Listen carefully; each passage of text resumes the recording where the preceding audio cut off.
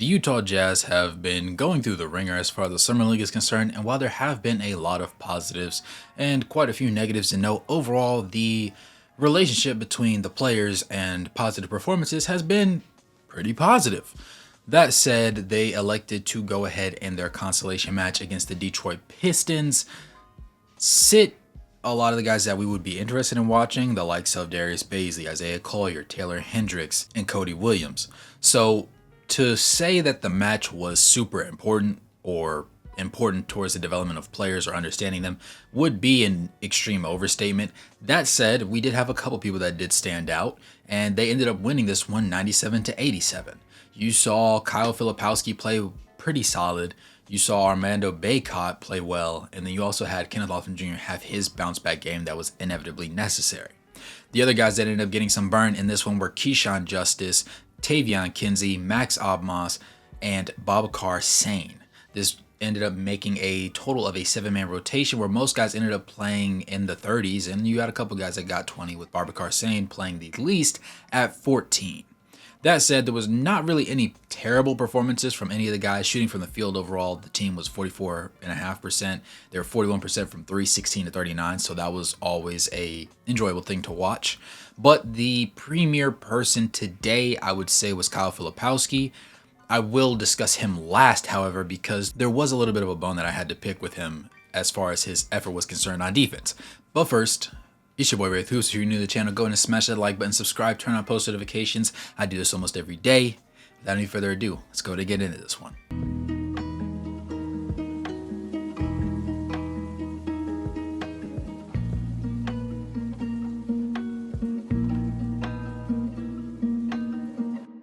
Keyshawn Justice was 3 of 13 from the field. He was 2 of 10 from three-point range, which was obviously not great, but he did have 3 rebounds, 3 assists, and 3 steals for a total of 8 points. You had Armando Bacot playing in 23 minutes, which was the least out of all the starters, while putting together 5 of 10 shooting from the field. He did hit the 1-3 that he attempted, which was pleasant to see. He also had 3 rebounds, 2 assists, 2 steals, 1 block, but he also was second on the team in turnovers with 3.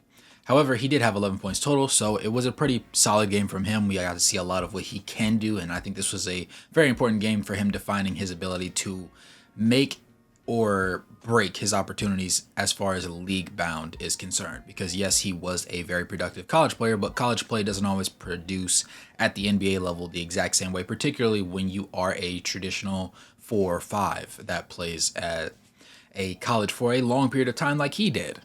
But then moving on, we have Tavion Kinsey, 3 of 5 from the field, hit all 3 of his 3-pointers, by the way. He had 5 rebounds. He had a team-leading 7 assists to go along with 1 steal, 2 blocks, and a total of 9 points. He also had the highest box score plus minus at a positive 11. Moving on down the list, we had Max Abmas shooting 7 of 9 from the field and 4 of 6 from 3 to go along with 5 of 6 from the free throw line, which was impressive. He put on a very nice game today, as a matter of fact. Honestly, from an offensive standpoint, he was the most impressive one to watch aside from Tavion Kinsey. But the thing that held him back was the fact that he led the team with turnovers with 5, ironically enough. He also had 5 assists. He had 8 rebounds, 3 steals, and only 3 personal fouls, but his total of 23 points, box score plus minus of a positive 10, can't be overstated, to be quite honest.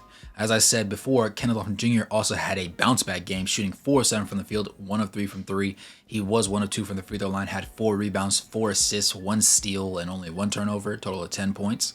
And then you had Babacar Sane, as I said before, playing the least amount of minutes at only 14, but he also was 3 of 8 from the field, 2 of 5 from 3, 2 of 2 from the free throw line. He had 5 overall rebounds and only 1 turnover, total of 10 points. So everybody, with the exception of Tavion Kinsey and Keyshawn Justice, ended up hitting double figures, and everybody got some quality burn today, got some nice film.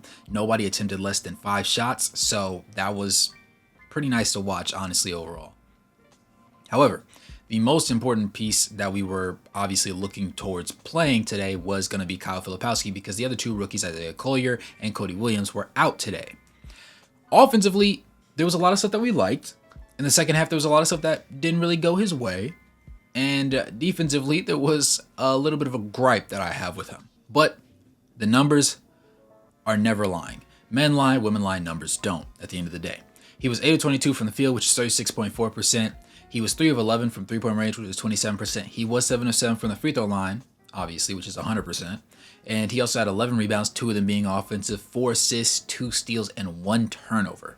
Total of 26 points that led the team and was tied for second as the highest box score plus minus with a plus 10. And in total, he played 33.5 minutes. The overall shooting splits aren't necessarily the greatest. That's obvious. 36% from the field, 27% from 3. We don't like that. But he was 5 of 11 inside the arc versus that 3 of 11 outside the arc, which is pleasant to see.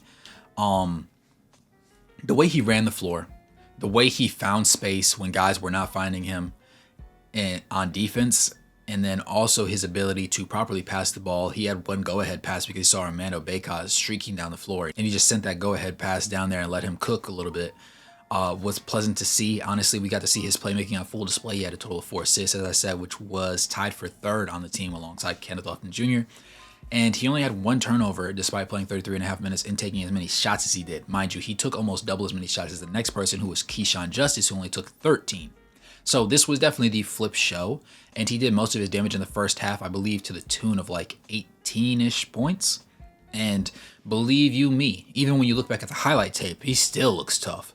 And his ability to properly get his threes off was nice. There was a little bit of inconsistencies as far as his stroke was, but on the 3 that he did end up hitting, he looked very confident, and it was pleasant to watch. I believe 1 started the game out top of the key, 1 came on the wing, and then the last one came from a corner catch and shoot situation. So that was pleasant to watch. Obviously, going 7-7 from the free throw line is always going to be impressive, especially when you are at his height, being able to shoot. We know he could shoot, even though he didn't have the best shooting night today. Overall, I don't give too much stock into that 8 of 22 because of the way it came. The quality of shots overall was pretty decent. I liked where he came and how much more confident he is in his ability to get his, basically. Like, it looks like he's more confident in his ability to just say, I'm here. They wanted me. I'm going to deliver. And if you could stop me, so be it. But I'm about to shoot this shot anyways. So you better put a hand up. And I like that energy about him. I like that, for lack of better phrasing. I love his aura. The thing, though, aside from his shot chart, was defensively, he just seemed to have a low motor this game. And I'd never really called him out on it before. I just said that his footwork was a little bit rough, or he just seemed to get beat. But it happened on so many consistent plays that it just looks like he's not trying on that side. And I get it. It is Summer League. But at the same time, right, it only gets harder from here. So if we sit there and we look back and we're like, in the Summer League, he wasn't great at defense, and then you come into the regular season and you're getting fried by veterans, that's not a good look.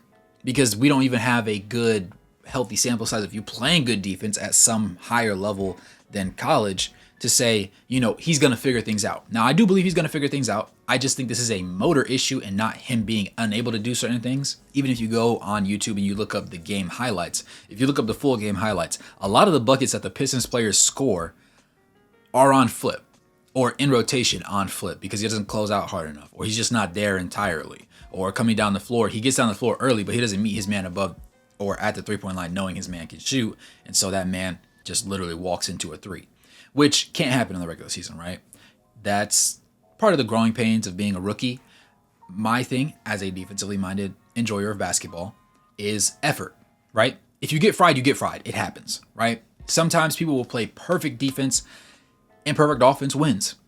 More often than not, that's often what happens because you can't foul somebody into missing a shot. They're going to call the foul. You can have your hand directly smothering somebody's vision and they can still hit that thing green.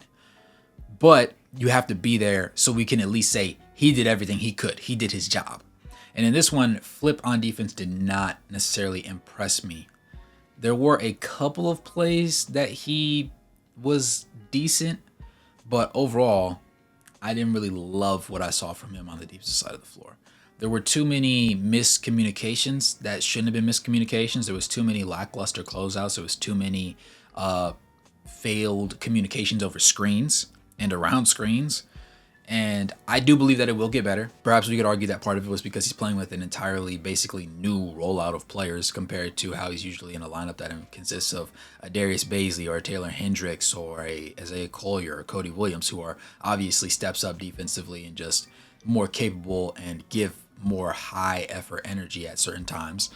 But nevertheless, I can't entirely excuse him because he played 33.5 minutes, and you have to, be held accountable for your actions. The Pistons rolled out the entire bench with the exception of Wendell Moore Jr. The fact of the matter was everybody got some burn. Some people played 3 minutes, some people played 2 minutes, some people played 6 minutes. It was very interesting to see how they decided to do that. The starters all playing roughly 20 minutes in total. The only person that really got off was going to be Ron Holland, the second, obviously. Bobby Klintman also had a decent game, and then Tolu Smith was pretty solid. Tolu Smith, 5 of 9 from the field. He was 2 of 3 from the free throw line. He also had 12 points total in this one. He had a positive box score plus minus, ironically enough, at a positive 2. You also saw Bobby Klintman, 4 of 10 from the field, 3 of 6 from 3. He had 2 rebounds, 3 assists, 1 steal, 2 blocks, only 1 turnover, 11 points total. And then you saw the premier player, the only player, well, the player that scored as many of those 2 players did, combined on the same number of field goal makes but less field goal attempts, was Ronald Holland the second. He played 22 minutes. He was 9 of 17 from the field. That's 53%. He was 2 of 6 from 3, 33%. He was 3 of 5 from the free throw line at 60%. He had 4 rebounds, 3 assists, 3 steals, 23 total points, and a box score plus minus of a positive 2. So all in all, he was the guy that was the person to guard for the most part. Everybody else was just kind of here, there, and everywhere in between. And that's also part of the reason why this game was so winnable, but also why the Jazz elected to go ahead and run a lot of their bench guys and guys that just hadn't had an opportunity to play very many meaningful minutes so far in the Summer League. And it didn't go too bad for either team. I think a lot of guys saw the minutes that they necessarily needed. Some guys got good tape, some guys got rough tape, but tape is tape nevertheless, and there's always got to be a positive somewhere mixed in there. With that being said, though, I will be doing a breakdown video of how I felt everybody performed across the Summer League. We do have a healthy sample size of games now, personally, in my opinion, to at least understand where they are going to likely be heading into the preseason or into the NBA regular season, depending on how you look at it. And we can set some loose expectations for how the rookies are going to play. And like I said in one of my previous videos, I'm over the moon about these guys. I love the value we got them at. And if Flip's worst thing is going to be defensive motor, admittedly, you can't necessarily teach motor. But when motivated, when it comes to winning, and it's important, if that's the only thing you have to worry about, because he has the tools, he can do all the things that you need him to do, and he has the confidence on offense, I like it. I like it a lot. Combine that with Isaiah Collier being closer to a pure point guard than Keontae George is, forcing Keontae George into the off-ball shooting guard-esque role that he is just probably naturally more privy to. And you have a pretty comfortable situation set up for yourself. But obviously, Cody Williams fits in there as soon as he gets on a little bit more weight and he feels a little bit more comfortable shooting that 3 ball. But overall, I just love what we're getting out of these guys so far and the tape that we've had. Admittedly, these aren't the most meaningful games, I understand. But there's some guys that are fighting for their lives or their ability to make an NBA roster, make a G League team, just get some pro film so that they can play even overseas at some level. So there is a good bit of dog to be found in each one of these games.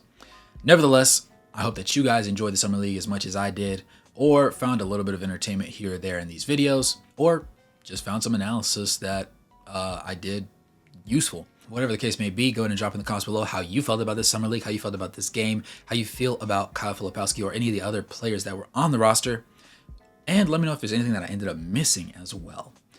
With that being said, it's your boy Wraith Hoops. Go ahead and smash that like button, subscribe, turn on post notifications, and drop a donation or become a member to help support the content. As always, good morning, good evening, and good night. No matter where you're on the globe watching, thanks for tuning in. I'll catch you guys in the next one. Peace.